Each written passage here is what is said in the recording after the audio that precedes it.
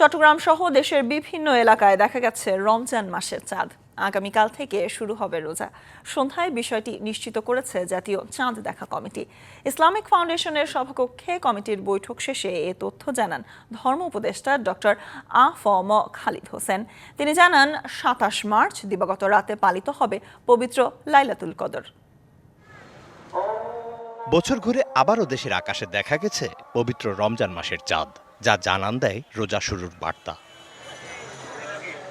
রমজান মাস শুরুর বিষয়ে জাতীয় মসজিদ বাইতুল মোকাররমে ইসলামিক ফাউন্ডেশনের সভাকক্ষে বৈঠকে বসে জাতীয় চাঁদ দেখা কমিটি। বৈঠক শেষে সবার সভাপতি হিসেবে দেশের আকাশে মাহে রমজানের চাঁদ দেখার ঘোষণা দেন ধর্ম উপদেষ্টা।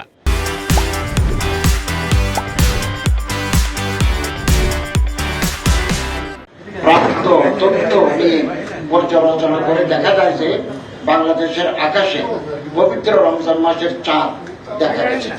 রোববার থেকে 1446 হিজরি সালের পবিত্র রমজান মাস গণনা শুরু হবে। রোজার ধারাবাহিকতায় কবে হবে পবিত্র শবে কদর সেই তথ্য জানান তিনি। 27 মার্চ 2025 খ্রিস্টাব্দ তারিখ বৃহস্পতিবার দিবাগত রাতে পবিত্র লাইলাতুল কদর উদযাপিত হবে ইনশাআল্লাহ। রমজান মাসের চাঁদ দেখা যাওয়াতে রাতে তারাবির নামাজ পড়বেন ধর্মপ্রাণ মুসল্লিরা। সেহরি খেয়ে আগামীকাল থেকে শুরু হবে মাসব্যাপী সিয়াম সাধনা।